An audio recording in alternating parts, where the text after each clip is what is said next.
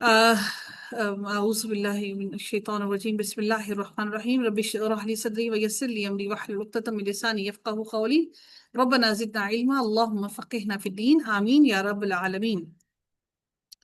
आगाज करते हैं जी रुकू नंबर 7 का और आयत नंबर 60 से आगाज होता है। अल्लाह ताला इरशाद फरमाते हैं वइज़ इस्तस्क़ा मूसा लिक़ौमिही फ़क़ुलना इज़्रिब बिअसाकल हजर।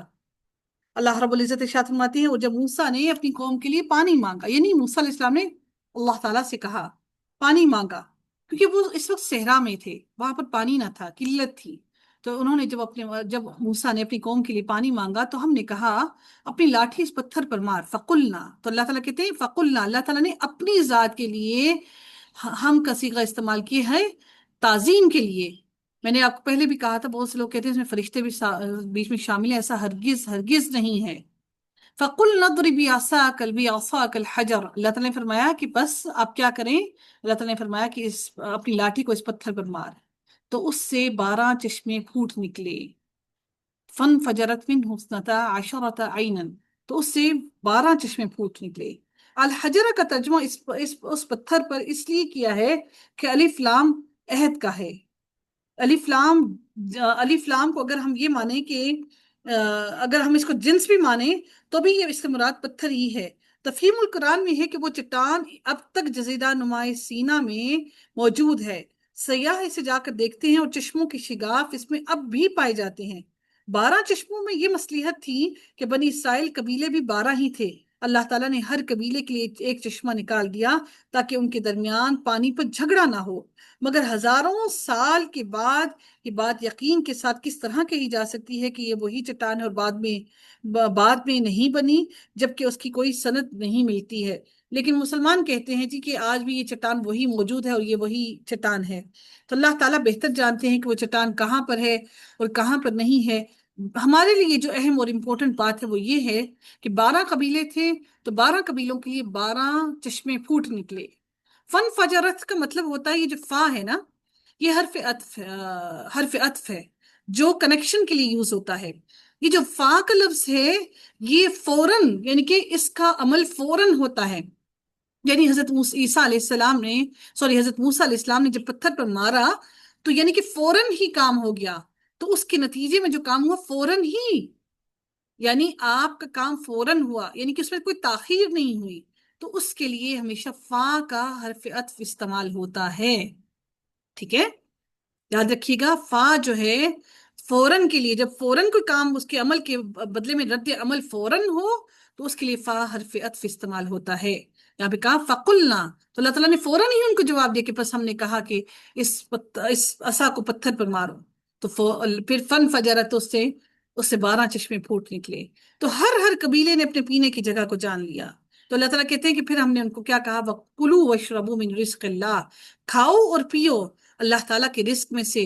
वला तासौ फिल अर्दि मुफसिदीन, अल्लाह ने तुम्हें अनायत कर दी, अपनी अपनी नेमतें अनायत कर दी, अब तुम जमीन पे मुफसिद मत बनना, फसादी मत बनना। क्योंकि उनके पास इल्म न था, क्योंकि वो सिर्फ गुलाम थे, गुलामी की जिंदगी ही गुजार रहे थे। इसलिए जाहिल लोग फसादी होते हैं, फसाद बर्पा करते हैं, दिलों के अंदर बातों को रख कर कदूरते डालते हैं, हसद में मुब्तला होते हैं। हमें चाहिए कि हम अपनी औलाद की तरबियत करें कि वो मुफसिद ना बने। अल्लाह ताला कहते हैं ये जमीन मेरी है और इस जमीन में फसादी बनकर मत घूमो। वइज़ कुल्तुम या मूसा लन नस्बिरा, अब उन्होंने क्या कहा मूसा से, हजरत मूसा इस्लाम से वो कहने लगे कुल तुम, यानी कि तुम। अल्लाह ताला कहते हैं कि और जब उन्होंने क्या कहा, उन लोगों ने क्या कहा हजरत मूसा इस्लाम से, हजरत मूसा इस्लाम से कहने लगे, जब अल्लाह ताला कहते हैं वकुल तुम, और जब तुमने कहा ए मूसा लन नस्बिरा, हम तो हरगिज सब्र करेंगे ही नहीं, अला तआमिन वाहिद, हम एक खाने पर कैसे सब्र करें।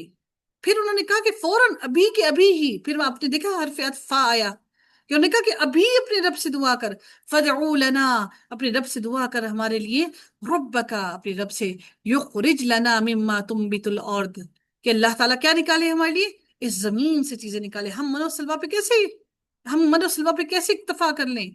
हमें तो वो चीजें चाहिए जो जमीन उगाती है। वो क्या है, मन और सलवा को एक खाना इसलिए करार दिया कि रोजाना यही खाने को मिलता था, اس میں کوئی تبدیلی نہیں تھی۔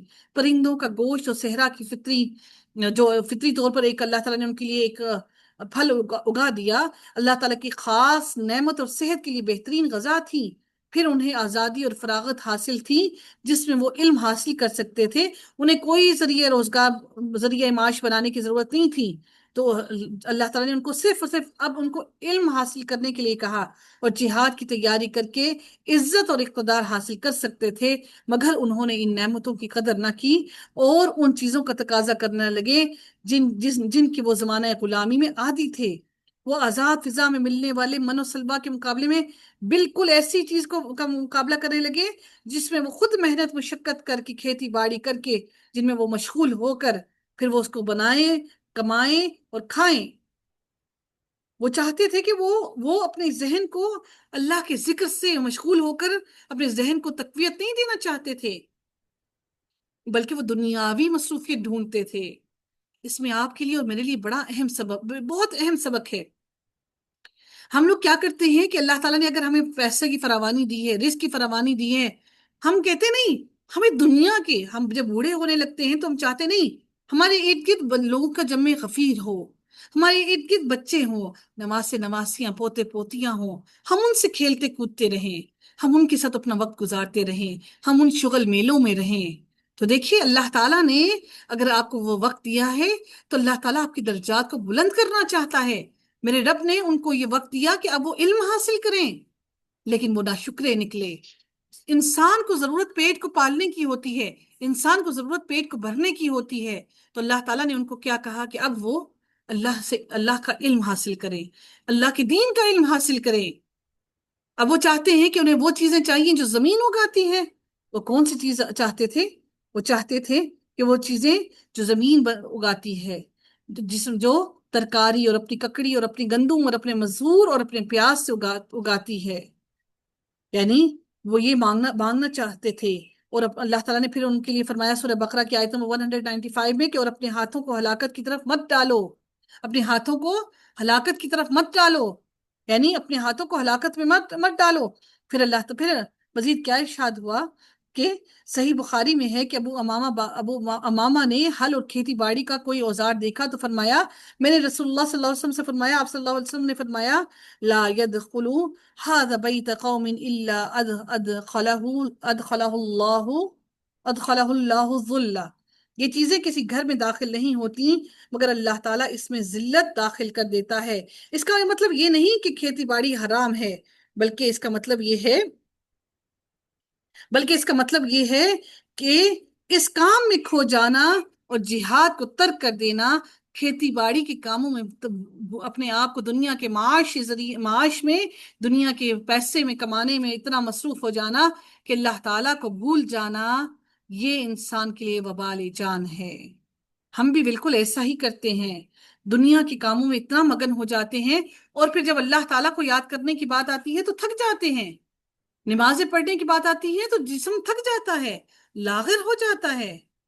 تو حضرت موسیٰ علیہ السلام نے ان سے کہا، قَالَ أَتَسْتَبْدِلُونَ الَّذِي هُوَ أَدْنَىٰ بِالَّذِي هُوَ خَيْرٌ۔ انہوں نے کیا کہا کہ اس چیز کے بدلے مانگ رہے ہو جو بہتر ہے۔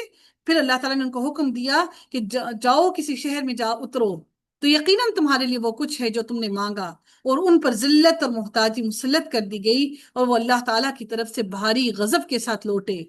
یہ اس لیے کہ وہ اللہ کی آیات کے ساتھ کفر کرتے اور نبیوں کو حق کے بغیر قتل کرتے تھے، یہ اس لیے کہ انہوں نے نافرمانی کی اور وہ حد سے گزرتے تھے، وہ حد سے گزر جاتے تھے، وہ حد سے نکل جاتے تھے۔ بنی اسرائیل پر بھی ان کے اس مطالبے کے نتیجے میں ذلت اور مسکنت اللہ تعالیٰ نے ان پر مسلط کر دی، اور وہ اللہ تعالیٰ کے غضب کا نشانہ بن گئے۔ یہاں مصرن نکرہ ہے اور منصرف ہے، کیونکہ یہاں پر یہ جو ہم پڑھتے ہیں یہ عثمانیہ رسم الخط میں الف موجود ہے، اس لیے اس سے مراد کوئی ایک شہر ہے۔ ابن عباس نے اس کی یہی تفسیر کی ہے، بعض نے اس سے مراد فرعون والا شہر مصر مراد لیا ہے۔ بغضب اس میں تنوین تنوین اس لیے ہے یعنی خوفناکی کے اظہار کے لیے ہے یہاں پر، یعنی کہ بغضب، یہاں پر یہ آپ دیکھ رہے ہیں حرف جار استعمال ہوا ہے، یعنی اس کی خوفناکی بتائی جا رہی ہے کہ یہ کتنا خوفناک۔ یہاں پر جو بھی کا لفظ استعمال کیا گیا، بغضب سخت اللہ تعالیٰ کی طرف سے سخت ترین غضب کے ساتھ وہ واپس پلٹے۔ اب دیکھ رہے ہیں کہ یہاں پر اس کی ہولناکی کو بیان کرنے کے لیے یہاں پہ حرف جار استعمال ہوا ہے۔ اگر یہ چیزیں آپ لوگوں کو گرامیٹکلی نہ معلوم ہو تو آپ اللہ تعالیٰ کے کلام کو سمجھنے کے لیے وہ گہرائیت نہ پائیں، اس گہرائیت سے سمجھ نہ پائیں کہ اللہ تعالیٰ کا یہاں پر کس قسم کے اور کتنے سخت غضب کا اظہار ہے۔ بِغَضَبٍ مِّنَ اللَّهِ، کہ اللہ تعالیٰ سخت ترین بھاری غضبناک ہوا ان کے اوپر۔ فومیہا، اکثر مفسرین نے اس سے مراد گندم لی ہے، اور بعض مفسرین نے اس سے مراد فومیہا سے لہسن لیا ہے۔ تو دونوں اس کے معنی جو ہے دونوں میں استعمال ہوتا ہے۔ بعض لوگ کہتے ہیں کہ کوئی نبی قتل نہیں ہوا کیونکہ یہ اس وعدے کے خلاف ہے جو سورہ ابراہیم میں مذکور ہے۔ یہ لوگ قتل کا معنی ارادہ قتل یا سخت تکلیف دینا لیتے ہیں، مگر قرآن مجید میں کئی جگہ پر آیا ہے لفظ قتل استعمال ہوا ہے۔ اللہ تعالیٰ فرماتے ہیں سورہ بقرہ کی آیت نمبر 91 میں بھی فرماتے ہیں کہ کہہ دے پھر اس سے پہلے تم اللہ کے نبیوں کو کیوں قتل کیا کرتے تھے، رہا وعدہ الہی تو وہ عام مومنوں سے بھی ہے۔ اس کا مطلب یہ نہیں کہ کوئی مومن قتل نہیں ہوا، یقیناً کئی مومن قتل ہوئے اور کئی انبیاء بھی قتل ہوئے۔ خود ہمارے نبی کو یہود کے ہاتھوں شہادت، خود ہمارے نبیوں کو بھی یہود کے ہاتھوں شہادت نصیب ہوئی۔ عائشہ رضی اللہ تعالیٰ عنہ فرماتی ہیں کہ رسول اللہ صلی اللہ علیہ وسلم اس بیماری میں جس میں فوت ہوئے فرماتے تھے میں ہمیشہ اس کھانے کی تکلیف محسوس کرتا رہا، اور یہ وقت ہے کہ میں نے اس زہر سے اپنے دل کی رگ کا کٹ جانا محسوس کیا ہے۔ اللہ اکبر۔ یعنی نبی اکرم صلی اللہ علیہ وآلہ وسلم کو جس یہودی نے زہر کھلایا تھا، اس کا اثر نبی اکرم صلی اللہ علیہ وسلم نے ساری زندگی محسوس کیا۔ اس کا درد، اس کی تکلیف نبی اکرم صلی اللہ علیہ وسلم نے اس کی تکلیف ہمیشہ محسوس کی، جس کے لیے نبی اکرم صلی اللہ علیہ وآلہ وسلم نے فرمایا حضرت عائشہ رضی اللہ تعالیٰ عنہ سے جب وہ موت کے قریب تھے اپنی اس بیماری میں، فرمایا کہ میں ہمیشہ اس کھانے کی تکلیف محسوس کرتا رہا، اور یہ وقت ہے کہ میں نے اس زہر سے اپنی دل کی رگ کا کٹ جانا محسوس کیا۔ اللہ اکبر۔ سوچئے کہ ہمارے نبی نے کتنی تکلیفیں، کتنی مشقتیں اس دین کے لیے برداشت کی، کیا ہم نے وہ تکلیفیں برداشت کی ہیں؟ آج محرم شروع ہو گیا ہے تو آج معلوم نہیں ہم کہاں سے کہاں لے گئے۔ ہم نے نبی کی تمام باتوں کو چھوڑ دیا، امام حسین کی تمام باتوں کو چھوڑ دیا، حسین کو یاد رکھا تو حسین کی باتوں کو چھوڑ دیا۔ کہ کیسا حسین سے محبت ہے، یہ کیسی ان سے محبت ہے، حضرت امام حسین سے کیسی حضرت علی سے محبت ہے کہ وہ جس رستے پر تھے اس رستے کو چھوڑ دیا اور نئے رستوں کو اپنا لیا۔ یہی وجہ ہے کہ آج ذلت اور اللہ تعالیٰ نے ذلت اور مسکینی ہم مسلمانوں پر ڈال دی ہے، یہ ہمارے اعمال کا نتیجہ ہے۔ اللہ تعالیٰ فرماتے ہیں کہ یہ اس وجہ سے بھی ان پر ذلت اور مسکینی ڈالی کیونکہ وہ نبیوں کو قتل کرتے تھے بغیر کسی حق کے، ان کا کوئی حق نہ تھا نبیوں کو قتل کرتے، اور اس کے بعد وہ اللہ تعالیٰ کی آیات کو بھی جھٹلاتے تھے۔ ذَلِكَ بِمَا عَصَوْا وَكَانُوا يَعْتَدُونَ۔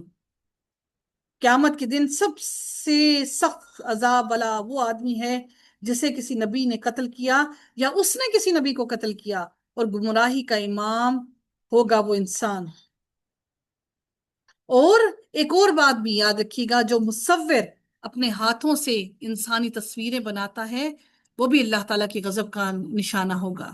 اللہ تعالیٰ کے غضب کا نشانہ وہ بھی ہوگا جو اپنے ہاتھوں سے تصویریں بناتا ہے۔ یہ کوئی عام بات نہیں ہے، میرے رب نے تخلیق کیا ہے، میرے رب نے ہمیں انسان بنایا ہے اور زندہ کیا ہے، پھر ہم اللہ تعالیٰ کی چیزوں کو اپنے ہاتھوں سے بنا کر کیا ثابت کرنا چاہتے ہیں؟ ہم اپنا آرٹ ثابت کرنا چاہتے ہیں؟ تو اللہ تعالیٰ کے غضب کا نشانہ یہ سارے لوگ ہوں گے۔ اگر کوئی نبی قتل ہو ہی نہیں سکتا تو اب کچھ کہتے ہیں کہ نبی کوئی قتل ہو ہی نہیں سکتا، اگر کوئی نبی قتل ہو ہی نہیں سکتا تو اس حدیث کا کیا مطلب ہوگا؟ ایون کہ بائبل میں بھی زکریہ علیہ السلام کا قتل ہونا اور یحییٰ علیہ السلام کا قتل ہونا درج ہے، یعنی ان دونوں نبیوں کو بھی قتل کیا گیا، زکریہ علیہ السلام کو بھی اور یحییٰ علیہ السلام کو بھی قتل کیا گیا۔ اللہ تعالیٰ سے دعا ہے کہ رب کائنات ہم سب پر رحم فرمائے۔ اللہ تعالیٰ سے دعا کیجئے کہ رب کائنات ہمارے لیے علم کو سیکھنے کے دروازے کھولے، ہمیں حوصلہ اور استقامت نصیب فرمائے۔ اللہ تعالیٰ سے دعا کیجئے کہ رب کائنات اس سلسلے کو ہمارے لیے بہت آسان کرے اور ہماری طرف آنے والے ہر شر کو خیر میں بدل دے۔ وآخر دعوانا الحمد للہ رب العالمین، صلی اللہ تعالی علی خیرہ خلقہ اجمعین برحمتک یا ارحم الراحمین، سبحانک اللہم وبحمدک، نشہد ان لا الہ الا انت، نستغفرک ونتوب الیک۔ السلام علیکم ورحمۃ اللہ وبرکاتہ۔